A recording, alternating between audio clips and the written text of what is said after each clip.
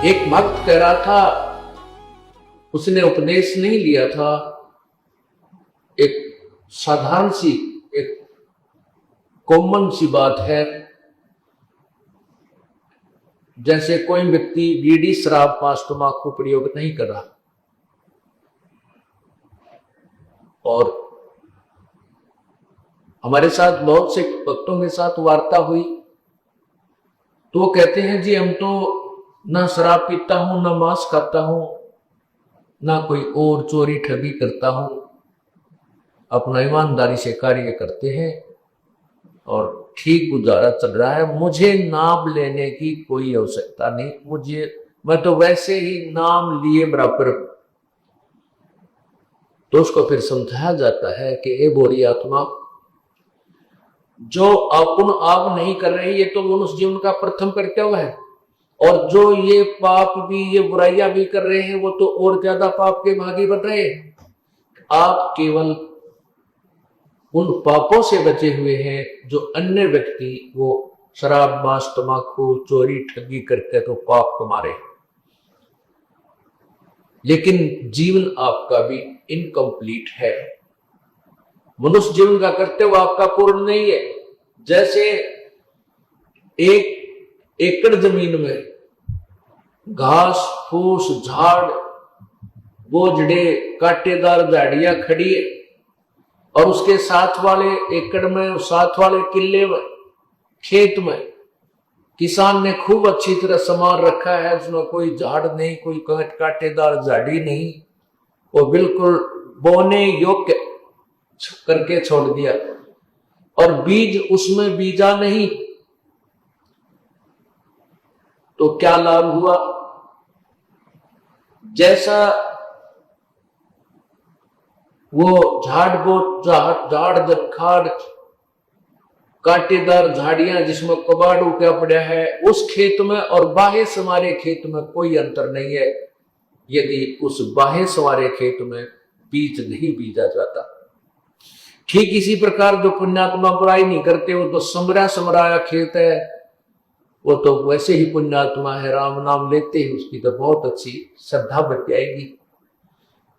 और जो बुराइयां करता है उसको साफ किया जाता है। जिस प्रकार किसान कितना ही खराब खेत हो उसको कस्सी से, हल से, ट्रैक्टर से उसको कवाड़ियां दे काट पीट के उसके सारे घास अड़के ने, कुबाड़ ने, खरपतवार ने काट के और निर्मल कर लेता है, साफ कर लेता है, और फिर बीज भी देता है। जो पुण्यात्मा बुराई नहीं करते वो तो और अच्छी आत्माएं हैं, और जो बुराई करते हैं और सत्संग में आ जाते हैं, फिर सत्संग वचन सुन कर वो अभी साफ आ जाते हैं, दोनों बराबर हो गए। रही बात उन पापों की जो पाप उसने कर लिए, जो बुराई करता था, चोरी करता था, ठगी करता था, बीड़ी शराब मांस तंबाकू पी कर पाप इकट्ठे करता था, और दूसरे ने पाप किए नहीं। अब जिसने पाप किए उसका समाधान है परमात्मा के मंत्र में शक्ति है। जब ही नाम हृदय धरो भयो पाप को नाश, मानो चिनकी अग्नि की भाई पड़े पुराने घास।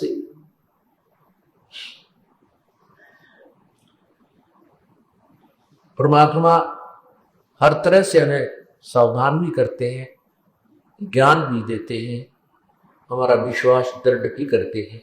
कहते हैं कि जिस समय आपको ये ज्ञान हो जाएगा सत्संग में आने से कि वही परमात्मा का भजन किया नहीं, उसके अतिरिक्त वो पाप और कर लिए, चोरी डाके मार कर, ठगी करके, 2 के 20 बना कर, मिलावट करके, शराब मांस तंबाकू पी के और मुंडी अच्छी नजर बना के, तो फिर उसको डर लगता है। वो सोचता है परमात्मा मेरा क्या होगा, मैं तो घोर पापी हूं, मेरे तक कीड़े पड़ेंगे, कुत्ता बनूंगा, खाद लगे। क्योंकि सत्संग में आने से आत्मा को ज्ञान हो जाएगा कि सचमुच जो कहा जा रहा है ये सच्ची होगी, ये सत्य होगा। तो फिर उसको ये एक एक्स्ट्रा डर बन जाता है, ईव की बनेगा। उसके लिए परमात्मा ने बताया कि घबरा मत। जैसे पहले जो आपसे बुराई हुई है वो अनजानपने में होगी, आपको पता नहीं था। जिस प्रकार छोटा सा बालक पालने में ढूंढ रहा होता है और वो क्या करता है, टट्टी पेशाब करके सारे कपड़े भी खराब कर लेता है, हाथ और पैर भी खराब कर लेता है, फिर वो रोने लग जाता है। माता जब आती है, उस बच्चे को देखती है, उसकी सारी परिस्थिति से परिचित होकर के वो तुरंत उस बच्चे को उठाती है, स्वच्छ जल से उसको धोती है, उसके कपड़े धोती है, स्वच्छ कपड़े पहनाकर दूध पिलाती है, प्यार करती है, सीने से लगा देती है, क्योंकि माँ को पता था कि बच्चा बालक है, अनजान है, इसको पता नहीं। ठीक इसी प्रकार जब तक आप सत्संग में नहीं आए हो और आपसे जो गलतियां होती हैं वो परम पिता परमात्मा कबीर बंदी छोड़ आप भाई सत्संग रूप की जत से धोकर आपको राम नाम का दूध पिलाएगा और आपको सीने से लगाएगा, प्यार देगा।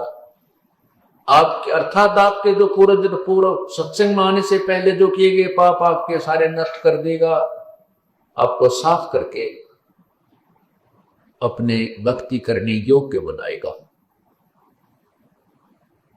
और ये थी जैसे बालक थोड़ा बड़ा हो जाए और वो फिर कितने पेशाब करते बिस्तर में जानबूझ के पिटाई बहुत करे, उसकी पिटाई होती है क्योंकि वो बकवाद कर रहा है, अब अनजान नहीं है। ठीक इसी प्रकार जब आप सियाने हो जाओगे सत्संग सुनकर और नाम उपदेश लेकर के फिर गलतियां करोगे, फिर तो उस बच्चे की तरह पिटोगे जो जानबूझ कर बकवाद कर रहा है। गीता के यथार्थ विश्लेषण की जानकारी के लिए पढ़ें पुस्तक गीता तेरा ज्ञानामृत।